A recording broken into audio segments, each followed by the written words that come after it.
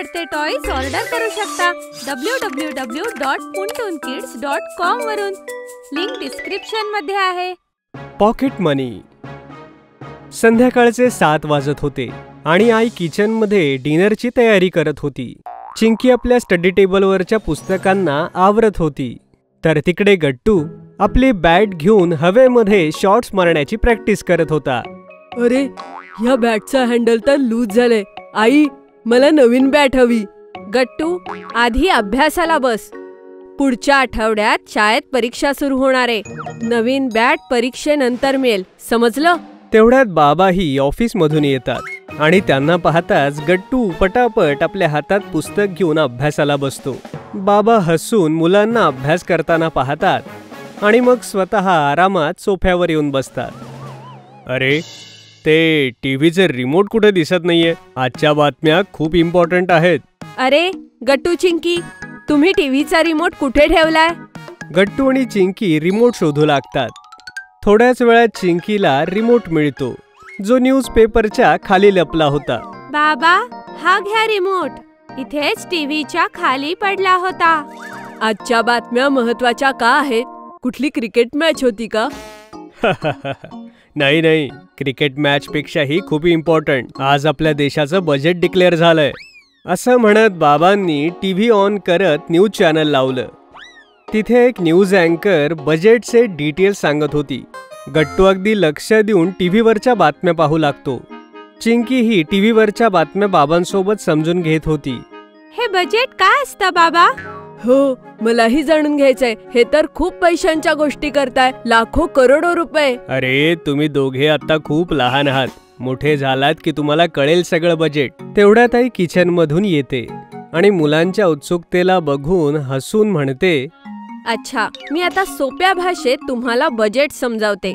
Budget आपल्या देशाचं असं खातं असतं की ज्यामध्ये आपण ठरवतो की देशाला किती आणि कसा पैसा येतो आणि तो पैसा आपण कुठे कुठे आणि कशा पद्धतीने खर्च करणार.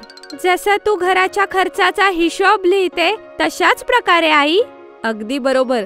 जसं बाबांची सॅलरी आपण इन्कम मध्ये लिहितो आणि घराचे सगळे खर्च जसे की किराणा, शाळेची फीज, लोन्सचे EMI, सेव्हिंग्स, शॉपिंग, एंटरटेनमेंटचे खर्च, हे सगळं खर्चात लिहितो. जसं घराचं बजेट तसंच देशाचं बजेट. आता कळलं. हे तर खूप सोपं होतं, मला समजलं. पण आता फक्त थिअरी समजलीये. प्रॅक्टिकल करूनही दाखवलं पाहिजे. म्हणजे मी तुम्हाला 500 रुपये देत आहे या महिन्याची पॉकेट मनी आणि महिन्याच्या शेवटी बघणार आहोत की तुम्ही या 500 रुपयाचं कसं बजेट बनवलं आणि कसा वापर केला. ठीक आहे? ही तर खूप छान आयडिया आहे. गट्टू आणि चिंकी 500 रुपये घेऊन खूप खुश होतात. गट्टूकडे भली मोठी लिस्ट होती अशा गोष्टींची ज्या त्याला घ्यायच्या होत्या. एक नवी बॅट, बायनाक्युलर, एक रिमोटवर चालणारी कार, आणखी बरंच काही. चिंकीने हिशोब लावला की तिला 500 रुपये 4 आठवडे चालवायचे. त्यामुळे तिने एका नोटबुक मध्ये 4 कॉलम्स बनवले. वीक 1, वीक 2, वीक 3 आणि वीक 4 आणि प्रत्येक कॉलमवर लिहिलं 125 रुपये. मग चिंकीने आईकडून एक पर्स घेतली आणि त्या पर्स मध्ये 125 रुपये टाकून ठेवले पहिल्या आठवड्याच्या खर्चाकरता. बाकीचे 375 रुपये तिने कपाटात ठेवले. आणि इकडे गट्टू 500 रुपये मिळवल्यानंतर खूप एक्सायटेड झाला होता. त्याने रोज शाळा सुटल्यानंतर पिझ्झा, बर्गर, सॉफ्ट ड्रिंक्स आणि इतर गोष्टी खाऊ लागला. त्याने 150 रुपयाची एक नवी बॅट घेतली आणि 80 रुपये एका दुर्बिणीवर खर्च केले. महिन्याच्या 15 तारखेला जेव्हा त्यांनी आपल्या बॅग मध्ये पैसे चेक केले तेव्हा त्याला झटका बसला. अरे, माझे तर सगळे 500 रुपये खर्च झाले. अजून 15 दिवस आहे महिन्याला.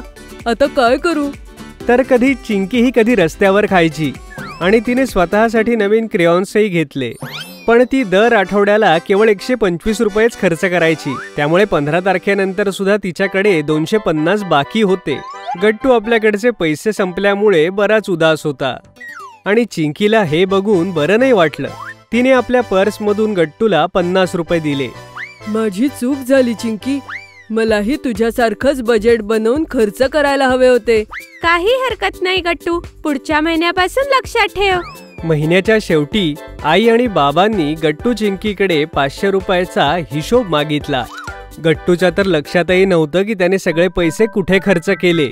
पण चिंकीने मात्र छोट्यातल्या छोट्या एक्सपेन्सला तिच्या नोटबुकमध्ये लिहून ठेवलं होतं. तिच्या बजेट बुकमध्ये 70 रुपयाचं सेव्हिंगही होतं आणि गट्टूला दिलेल्या 50 रुपयाचं लोन. शाबास चिंकी, बजेटच्या कन्सेप्टला तू नुसतं समजूनच नाही घेतलंस, तर आपल्या पॉकेट मनीला बजेटमध्ये खर्च करताना विचार केलास. मलाही माझी चूक समजली आई बाबा. पुढच्या महिन्यापासून मी सुद्धा चिंकीसारखं बजेट बनवून पैसे खर्च करेन. शाब्बास माझ्या बाळांनो, we are proud of you. जर तुम्हाला आमचे व्हिडिओ आवडत असतील तर लाईक करा, कमेंट करा आणि सबस्क्राईब करा.